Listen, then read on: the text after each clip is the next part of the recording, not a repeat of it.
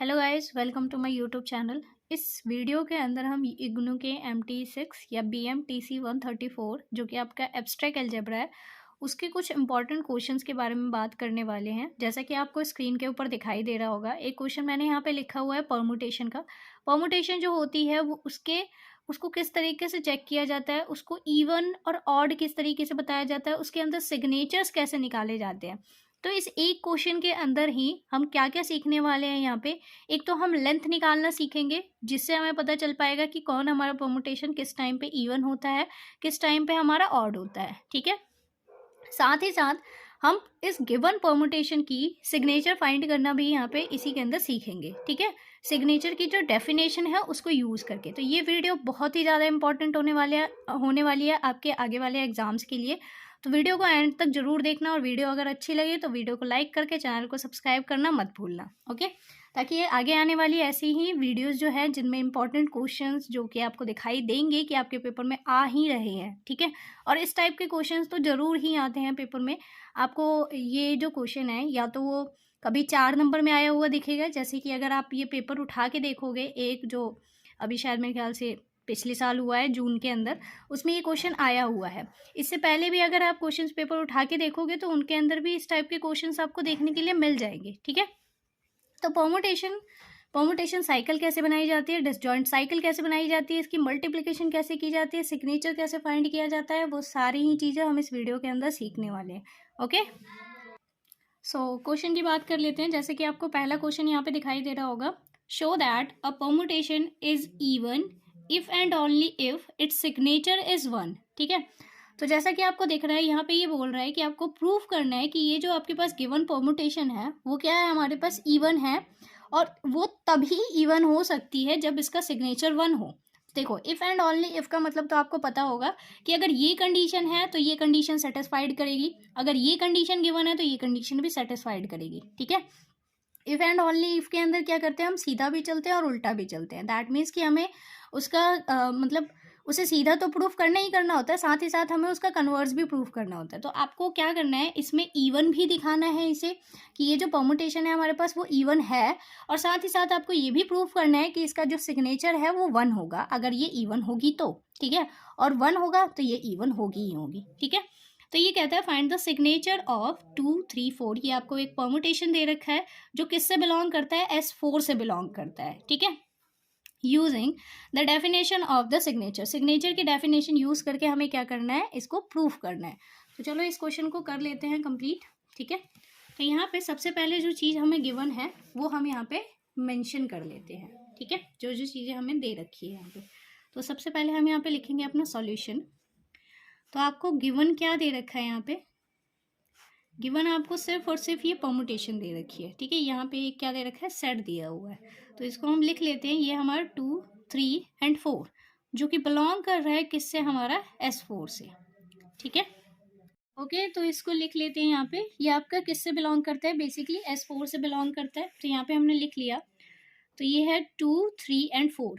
अब जब ये S4 से बिलोंग करता है तो इसके लिए हमें एक परमुटेशन लिखनी पड़ेगी। ठीक है, साइक्लिक परमुटेशन हम किस तरीके से लिखेंगे, तो ध्यान देना, ये अगर S4 है तो इसके लिए हमें क्या लिखना होता है, बिल्कुल स्टार्टिंग से एंड तक लिखना होता है। तो स्टार्टिंग में यहाँ पे क्या है आपके पास 1, लेकिन 1 की तो यहाँ पे कोई भी इमेज एग्जिस्ट नहीं कर रही, तो उस कंडीशन पे हम 1 को 1 ही लिखेंगे। ठीक है, ओके, अब यहाँ पे 1 के नीचे तो 1 की इमेज आ गई, क्योंकि 1 इसके अंदर प्रेजेंट नहीं था। अब यहाँ से क्या करना शुरू करो, 2 की इमेज देखो। सबसे पहले 1, 2, 3 आपको जितने दिए होते हैं वो ऊपर वाली लाइन में लिख लो। तो यहाँ पे लिखा हमने 1, 2, 3 एंड 4, लास्ट 4 तक है तो 4 हमने यहाँ पे लिख लिया। 1 की इमेज नहीं थी तो 1 के नीचे 1 लिख दिया। अब यहाँ से चलना शुरू करो, 2 की इमेज कितनी है हमारे पास, 3, तो 2 के नीचे क्या आएगा, 3। 3 की इमेज क्या है यहाँ पे, 4, तो 3 के नीचे क्या आ जाएगा, 4। अब 4 की इमेज के लिए आपको क्या करना होता है, इधर जाना पड़ता है। तो 4 की इमेज क्या है यहाँ पे, 2 है।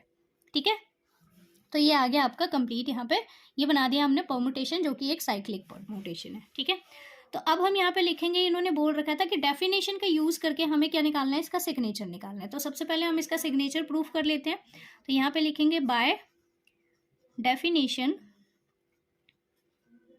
ठीक है, डेफिनेशन क्या होती है हमारे पास सिग्नेचर की, तो वो मैं यहाँ पे लिख देती हूँ, सिग्नेचर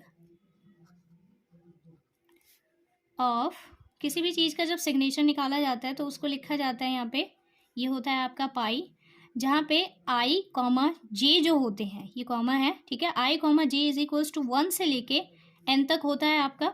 और यहाँ पे इसको कुछ इस तरीके से लिखा जाता है, F J minus F of I upon में जे माइनस आई लिखा जाता है ये, ठीक है। ये होती है डेफिनेशन हमारे पास। और जहाँ पे हम यहाँ पे लिखेंगे वेयर जे जो होता है वो क्या होता है, ग्रेटर होता है ऑलवेज किससे, आई के, ठीक है, समझ आ गया। तो ये हमारे पास क्या होती है, सिग्नेचर निकालने की डेफिनेशन होती है जो एक फंक्शन देता है हमें, ठीक है। तो यहाँ पे अब हम लिख लेते हैं।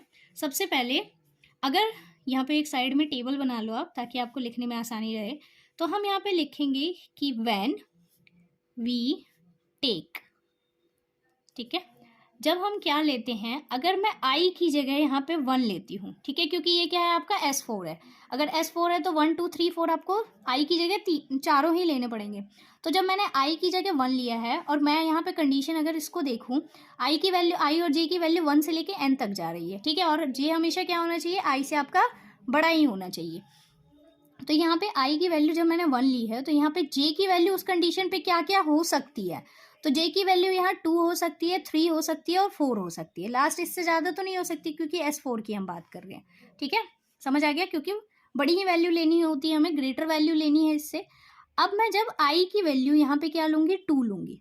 तो जब आई की वैल्यू 2 हो जाएगी तो यहाँ पे जे की वैल्यू क्या हो सकती है, 3 हो सकती है या फिर 4 हो सकती है, इसके अलावा तो और कुछ नहीं हो सकती। थर्ड कंडीशन होती है आई की वैल्यू जब मैं यहाँ 3 लूँगी, ठीक है, तो उस कंडीशन पे हमारे पास जे की जो वैल्यू है वो कितनी हो सकती है, 4 हो सकती है। अब मैं यहाँ आई की वैल्यू 4 नहीं लिख सकती, क्यों नहीं लिख सकती, क्योंकि जे की वैल्यू यहाँ पे 5 6 ये नहीं ले सकते हम, तो जे की कोई वैल्यू ही नहीं होगी, तो यहाँ पे आई की उसके हिसाब से कोई वैल्यू एग्जिस्ट नहीं करेगी। ये हमने टेबल बना ली। इस टेबल के अकॉर्डिंग हम क्या करेंगे, यहाँ पे वैल्यूज़ को रखना शुरू करेंगे। और आपको पता है यहाँ पाई है, पाई किस चीज़ को डिनोट करता है, मल्टीप्लिकेशन को डिनोट करता है। अगर हम यहाँ पे समीशन लगाते हैं इसका मतलब हमें प्लस लगाना होता है, ठीक है, तो पाई लिखा है हमने यहाँ पे। अब अगर आप इसे फॉर्मूले में लगाना शुरू करोगे तो ये कैसा लिखा जाएगा आपका, यहाँ देखो, अब मैं इसको लगाती हूँ यहाँ पे, F J minus F I लिखना है मुझे।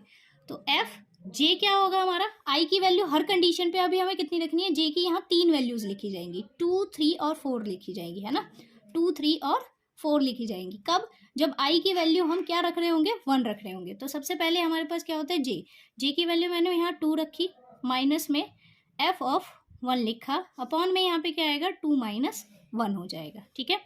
यहाँ हम डॉट लगाएंगे, डॉट का मतलब मल्टीप्लाई। अब दूसरे में हम जे की वैल्यू क्या रखेंगे, यहाँ पे 3 रखेंगे, माइनस में आई की वैल्यू उस कंडीशन पे 1 ही रहेगी, और यहाँ पे क्या हो जाएगा, 3 माइनस 1। उसके बाद देखो आगे क्या हो जाता है हमारे पास, यहाँ पे हम फिर अगेन डॉट लगाएंगे। अब आपको दिख रहा है जब हमने जे की वैल्यू 3 डाल दी, अब जे की वैल्यू कितनी डाली जाएगी, 4। तो यहाँ पे हम लिख लेते हैं, जब जे की वैल्यू यहाँ पे 4 हो जाती है, एफ हमारा आई क्या लेके चल रहे हैं, हम 1 ही लेके चल रहे हैं, और यहाँ पे क्या आएगा आपका 4 माइनस 1। अगेन यहाँ पे डॉट लगेगा, एफ। अब यहाँ तक ये वाली कंडीशन तो खत्म हो गई। अब आई की वैल्यू हमें 2 डालनी है, और उसके लिए जे की वैल्यू हमें 3 और 4 रखनी है। तो जे की वैल्यू हमने 3 रख दी, आई की वैल्यू यहाँ पे 2 रखी जाएगी, अपॉन में यहाँ पे क्या हो जाएगा आपका 3 माइनस 2।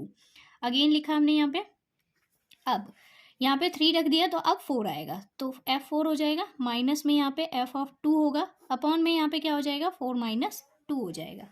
फिर आप यहाँ पे मल्टीप्लाई लगाओगे, मल्टीप्लाई लगाने के बाद अब देखो 2 के लिए भी ये खत्म हो गया, अब 3 के लिए, तो आई की वैल्यू तो हमें 3 रखनी है, और जे की वैल्यू उस कंडीशन पे 4, तो 4 माइनस में एफ ऑफ 3 हो जाएगा यहाँ पे आपका, और यहाँ पे क्या आ जाएगा आपका जे की वैल्यू 4 माइनस 3 हो जाएगा। तो यहाँ तक आपको वैल्यू सब्स्टिट्यूट करना आ गया होगा, समझ के किस तरीके से इस वैल्यूज़ को हम सब्स्टिट्यूट करते हैं, ठीक है। अब इसको आगे हमें सॉल्व करना है, तो आगे हम इसे किस तरीके से सॉल्व करेंगे। अब यहाँ पे आपको देखना है कि फंक्शन एफ ऑफ 2 कैसे निकलेगा। तो एफ ऑफ 2 निकलेगा आपका यहाँ से, इस वाले से। जब हमारे पास फंक्शन की वैल्यू 2 होती है, तो यहाँ पे मल्टीप्लिकेशन में वैल्यू इमेज कितनी होती है, मतलब ये आपका फंक्शन और इसकी इमेज आपको यहाँ पे लिखनी है, मतलब इसकी 2 पे वैल्यू कितनी है, 3 है। तो यहाँ पे लिखोगे एफ ऑफ जब 2 होता है तो इसकी वैल्यू कितनी मिलेगी हमें, 3 माइनस एफ ऑफ 1 पे देखोगे अगर आप, तो 1 पे वैल्यू कितनी मिल रही है आपको, 1 ही मिल रही है। तो यहाँ पे क्या आ जाएगा, माइनस में 1 अपॉन में ये तो 2 माइनस 1 एज इट इज़ लिखा हमने, डॉट लगाया है यहाँ पे, ठीक है। अब एफ ऑफ 3 की बात हो रही है, 3 पे चले जाओ। 3 की इमेज देखो यहाँ पे कितनी है, 4 है, तो यहाँ पे लिख देंगे हम 4, माइनस लगाएंगे। अब फिर उसके बाद 1 पे तो वैल्यू 1 ही मिल रही है हमें, अपॉन में यहाँ पे क्या हो जाएगा, 3 माइनस 1 हो जाएगा। ठीक है, फिर उसके बाद यहाँ पे डॉट लगाएंगे हम। फिर आप चलना शुरू करोगे यहाँ पे, तो आपको दिखेगा यहाँ एफ ऑफ 4 की वैल्यू देखनी है। 4 पे वैल्यू कितनी है हमारे पास, 2, तो यहाँ पे हम लिख देंगे 2 माइनस 1 पे वैल्यू 1 मिल रही है हमें, और यहाँ पे कितना आ जाएगा आपका, 4 माइनस 1 हो जाएगा। अगेन डॉट लगाया हमने। 3 पे वैल्यू कितनी मिली थी, अब जो वैल्यूज़ यहाँ डाल रहे हो आप वो डालते चलो।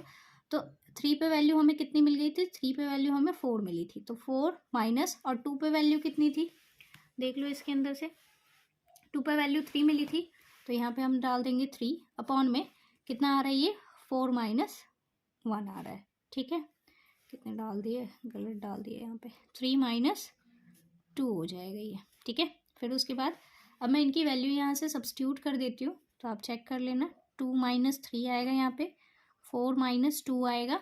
ठीक है, और लास्ट में लास्ट वाला आएगा 4 माइनस 2 माइनस 4 हो जाएगा ये, और अपॉन में आएगा इसका 4 माइनस 3। अब जब हम इसको सॉल्व करेंगे तो यहाँ से आपको वैल्यू कितनी मिलेगी, कि 3 माइनस 1 का मतलब 2 हो जाएगा, 2 अपॉन में 1, मल्टीप्लाई में इसको सॉल्व करोगे तो 3 अपॉन में 2 मिलेगा, मल्टीप्लाई में यहाँ पे 1/3 मिलेगा आपका। ठीक है, और यहाँ पे इसको करोगे तो ये 1/1 मिलेगा, फिर इसको करोगे तो ये आ जाएगा आपका -1/2 हो जाएगा, मल्टीप्लाई में ये -2/1 हो जाएगा। और जब आप इनको कैंसिल आउट करोगे यहाँ से, ये इससे कैंसिल आउट हो गए, ये 2 से 2 कैंसिल हो गया, -2 है यहाँ पे, तो बेसिकली हमारे पास जो इसको सॉल्व करके आंसर आएगा वो कितना आएगा, 1 आएगा। तो आपको देखा कि इसका सिग्नेचर जो है वो कितना मिला है, हमें 1 मिला है, तो इसको हम लिख लेते हैं यहाँ पे।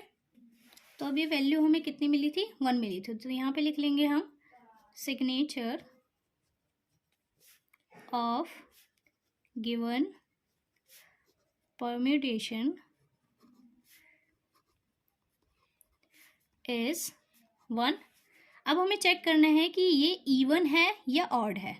नाउ वी चेक फॉर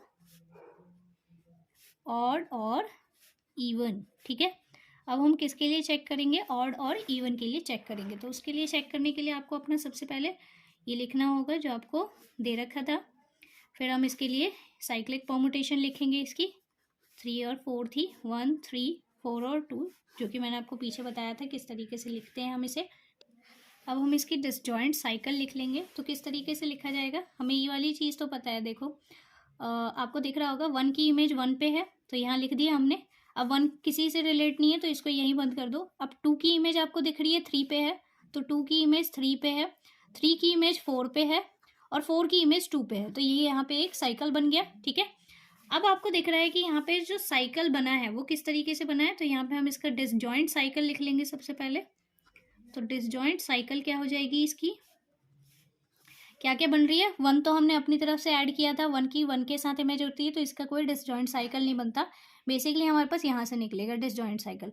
तो 2 की इमेज हमारे पास 3 के साथ बनी है, तो एक आ जाएगा 2 और 3 का पेयर। ठीक है, उसके बाद 2 की इमेज जो है वो 4 के साथ भी बन रही है, तो एक आ जाएगा हमारे पास 2 और 4 का पेयर। ठीक है, फिर उसके बाद 3 की इमेज 4 के साथ बनी है, तो 3 की इमेज 4 के साथ आ गई। ठीक है, तो ये इस तरीके से लिखे जाते हैं, 2 की इमेज 3 पे।